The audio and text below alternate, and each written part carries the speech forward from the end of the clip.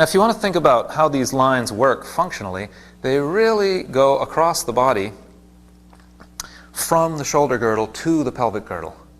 And so what I want to do now is extend these arm lines into the functional lines, which show you the connections across the body between the girdles. So we'll have a front functional line and a back functional line.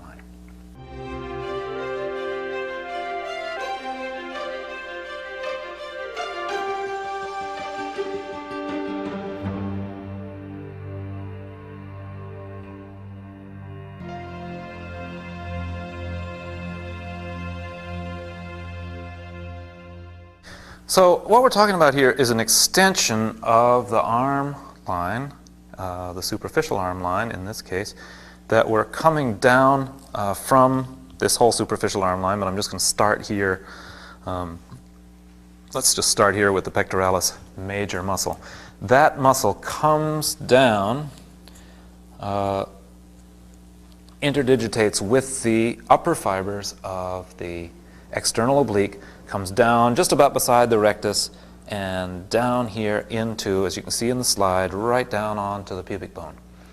But look what happens if we keep going in the same direction, and as you can see, we get right onto the adductor longus, and the adductor longus goes behind the leg and ties to the linea aspera on the back side of the femur, right in there. See? So you have a tie-in from the right shoulder to the inner part of the left leg. It makes a lot of sense. Imagine you're a pitcher in a baseball game. You wind up. When you pitch with the right hand, but you use the left leg for support. You pivot around that left leg to get the full force with your right arm. Well, it makes a lot of sense now in terms of this myofascial meridian coming down from the right shoulder, across the pubic bone, and deep into the left leg. You can't go any farther with this because when you get down to the end of the adductor longus, you're in that linea aspera in the back part of the leg, and there are lots of other fasciae crossing over in other directions, so that has to be the end of this line, right where that big, strong adductor longus attaches into the back of the femur. Obviously, there is an equal but opposite line going down the other leg.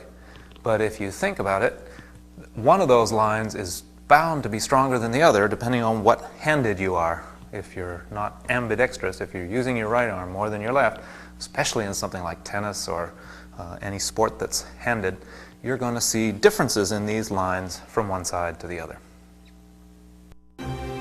So the front functional line comes from the arm lines of one shoulder down across the chest, across the belly, crossing the midline at the pubic bone, into the adductors of the opposite leg, so that each shoulder is joined to the opposite hip.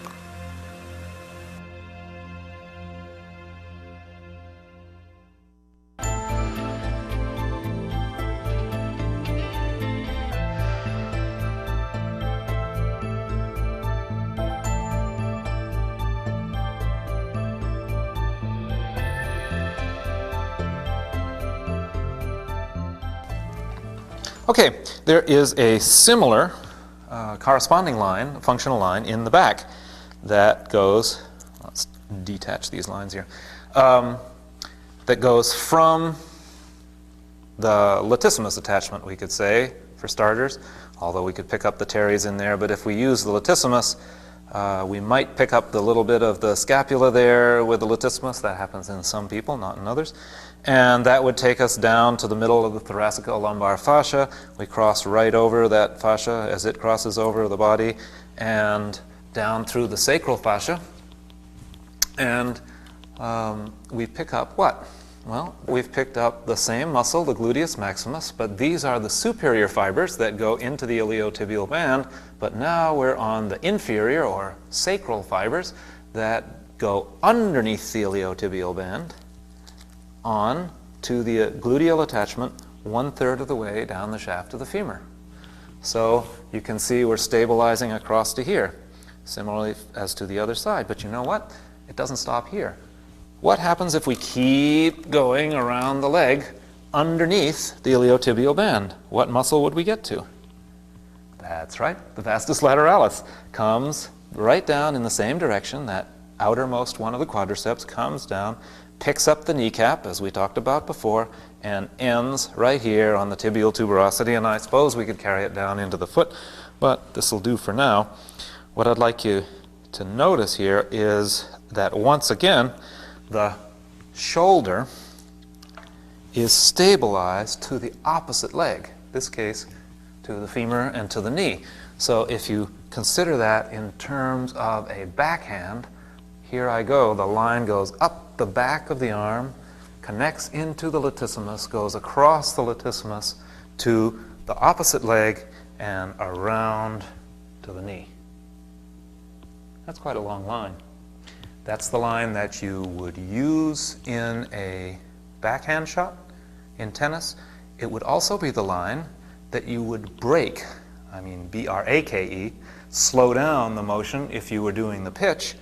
You'd be using the front line to create the pitch and using that functional line in the front, but the line in the back that we just looked at would be stopping that motion, keeping you from throwing the joints out of place. So that line would come down across the back again and over onto the opposite leg. The same thing, I suppose, would be true for the backhand. Once you got to the limit of the backhand, this front line would be the break. That would stop you from going too far and damaging the joints. But you see these lines going really across the body. That's where you get the functional connections, the things that really make the body integrate and work as a piece of movement. So the back functional line likewise joins the arm lines, but this time across the back of the rib cage, the thoracico-lumbar fascia, the sacral fascia onto the gluteus maximus, the vastus lateralis, right around to the tibial tuberosity, thus joining the shoulder to the hip across the back.